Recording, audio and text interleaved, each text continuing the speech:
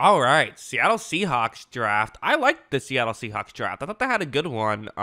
Just so you know what this chart is, so the number all the way on the left, that is when the player was selected. Next number over is when they were projected to go, and then you have the player name and the position. So starting off with Byron Murphy, who was a player I really liked. I had him as a top 10 prospect. He falls to 16. He was 13 on the consensus big board.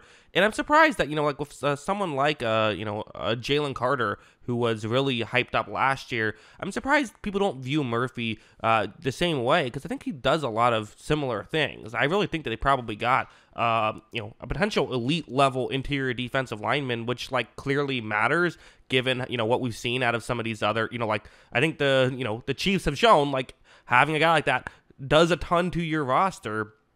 They do have some guys who can play in that area, but they wanted a star. They get a star here. 10 out of 10. No notes here with this one. Let's move on to Christian Hayes, who is Haynes, I guess, is his name. Another pick I really liked. So he's a guard out of Connecticut and has several years of good production, back-to-back years of really good production, and even 3 years ago was still pretty quality production. So is an older prospect at 24. That's going to hurt his stock. And I think some people worry if he's a bit of a, is he only someone who can be in specific, situations? Also, in specific schemes. Also, he is someone who, is a guard. And I think that hurts a lot of people's draft stock. But I don't know. I always kind of have the mindset of sometimes just get a good player.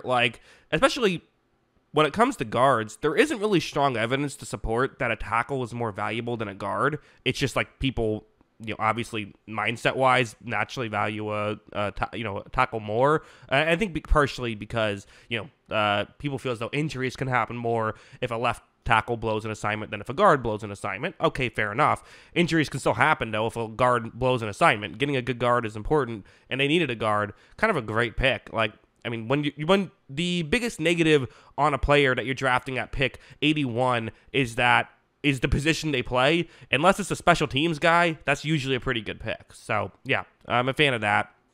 We then have, Trice Knight is the guy who goes at 118, projected to go later. Projected to go at 189, but I get the logic behind this pick. I do. I'm never a big fan of drafting a guy when they're projected to go later, but I can understand why they would do it here. He is a guy who is a, very good athlete, not elite athleticism, but very good athlete, and definitely going to need a little bit of coaching up. And I think that's maybe why he kind of is projected to go later. It's he's not great at athleticism or production, but I think what the Seahawks feel is though his production is close enough and his tape is close enough that they can get that down, and then you have a really good athlete at the linebacker position. He might not be a star, but if you can get a starting caliber linebacker with pick 118, that's worth a pick. So, bit of a development, but maybe not. I think some people either view you as you're either a developmental guy or a guy who's developed. Well, that's not always the case. Sometimes you're a guy who just needs some tweaking, and I think that might be more of the case with Knight. So, yeah, I think that he's someone who I would also say is an interesting player here. Next up, we have A.J. Barner, who is a tight end who, was projected to go later once again, which, like I said, I don't always love when this happens. But I will say for him, I think it's a little bit different. Again, all prospects are different. You can't just make one sweeping rule and apply it to all prospects, even if that rule is try to draft guys who are projected to go earlier, not later, because the reason why Barner is projected to go later is he's essentially a good blocking tight end. And it's just sort of what do you want to do with that? When do you want to spend a pick on a good blocking tight end? Do you want to spend it, at 121 or 171? The Seahawks said, hey, this guy will play for us. Let's just grab him. He'll be, a contributor. So, right off the bat, their top 4 picks, I feel pretty confident will be contributors for them, which is not easy to do, especially when 2 of those picks are in the hundreds, and only 1 of those picks is in the top 80. That's pretty good, I would say. So you definitely feel good about that if you're Seattle. You then have Nehemiah Pritchett. Not sure exactly how you say that, but another guy who's, so he's a corner, and really, runs a 4.3. The athleticism is great. The tape isn't quite there just yet, so he's definitely another developmental type guy. Essentially, his thing is he pretty much lets guys run by him because he trusts he has the speed to come back. It usually worked in college. It didn't always work at the, in college, and it certainly isn't going to always work at the NFL level. So again, should be in a good situation to kind of be schemed up and, and coached up and not make the mistakes that he has made. Although new coaching staff, what's going to happen exactly, but still, it should be interesting there. We didn't have Satona Lumea, who is a guy with a tough name to pronounce. He is a guard out of Utah, which essentially he was a tackle. He wasn't a great tackle in college, and now but it seems like he has the physical traits to be a good guard, so they're kind of just taking a flyer on him. That's when he was projected to go.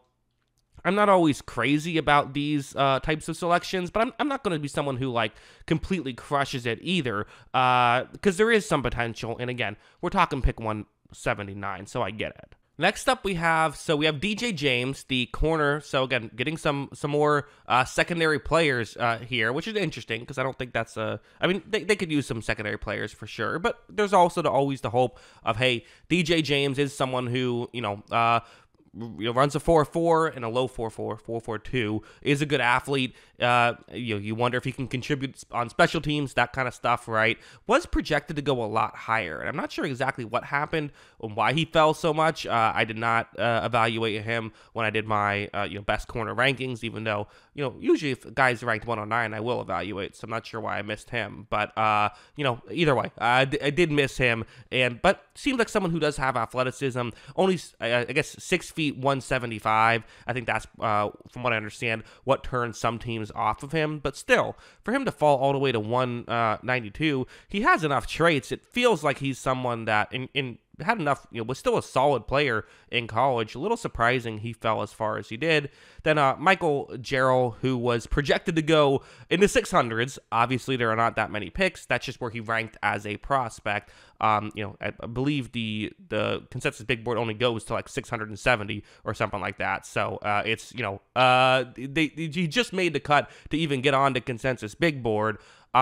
Is essentially just a guy who, hey, he has the physical traits to potentially make it work. 6'4", 300 pounds, can move well enough. It just is not currently a NFL player. He just isn't. So, you have to coach him up. Maybe they see something that they like. Little surprised they drafted him, but, you do see teams kind of late, into 200s, take some chances and maybe do things a little bit crazily. That's maybe what they're doing here, seeing if they can make him work. And, it has happened in the past where teams just draft a guy, completely developmental guy, late in the round, especially at offensive linemen, and find ways to make it work because it is such a physical position. So we'll see if that happens with Jarrell. But yeah, that is the Seahawks draft. As a whole, I think really strong draft. Got a lot of contributors here. Definitely one you have to kind of dig a little deeper to really appreciate. I think on surface, level, you might say, oh yeah, Murphy's great, but what else? Well, I think they did a lot of really good stuff here. So for what they had, we're able to make the most of it. So yeah, those are my thoughts on the Seahawks draft. What are yours? Let me know in the comments below. Always love hearing from you. And of course, as always, thanks for watching.